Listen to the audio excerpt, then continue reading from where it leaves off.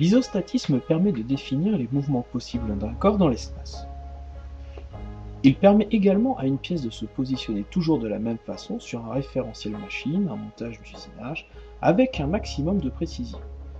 L'isostatisme définit les différents mouvements, pièces, outils. Enfin, l'objectif principal de l'isostatisme est la mise en position et le maintien en position d'une pièce soumise aux efforts de couple.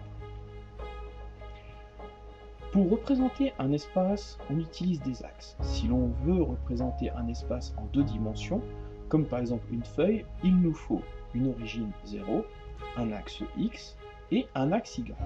Cependant, nous évoluons dans un monde en trois dimensions. Il est donc nécessaire de rajouter un troisième axe, l'axe Z.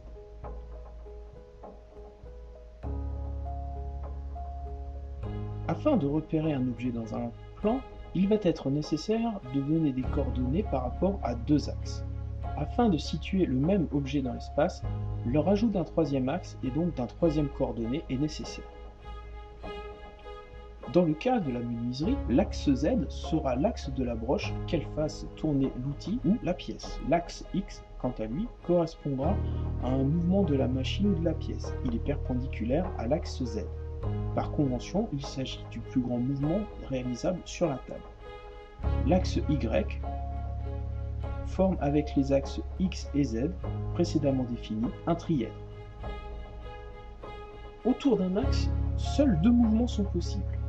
On peut se déplacer parallèlement par rapport à cet axe, ou on peut se déplacer autour de cet axe. On peut donc réaliser soit des translations, soit des rotations. Un objet libre dans l'espace peut se mouvoir par rapport aux trois axes orthogonaux. Comme il existe deux mouvements possibles par rapport à ces axes, on dit que l'objet peut effectuer 6 mouvements. On appelle ces mouvements les 6 degrés de liberté.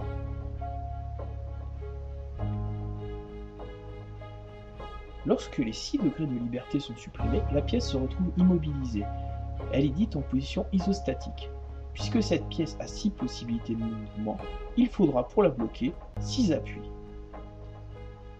Suivant l'usinage à effectuer et le type de machine utilisée, il faudra soit supprimer les 6 degrés de liberté si la pièce est en position isostatique, c'est-à-dire bloquée par rapport à un support mobile, comme sur la scie circulaire à format, la mortiseuse à mèche ou la tenonneuse, mais il faudra laisser un mouvement possible dans le cas où elle suivra deux plans de référence, par exemple une table et un guide, et qu'il n'y aura pas besoin que son 6e degré de liberté soit supprimé.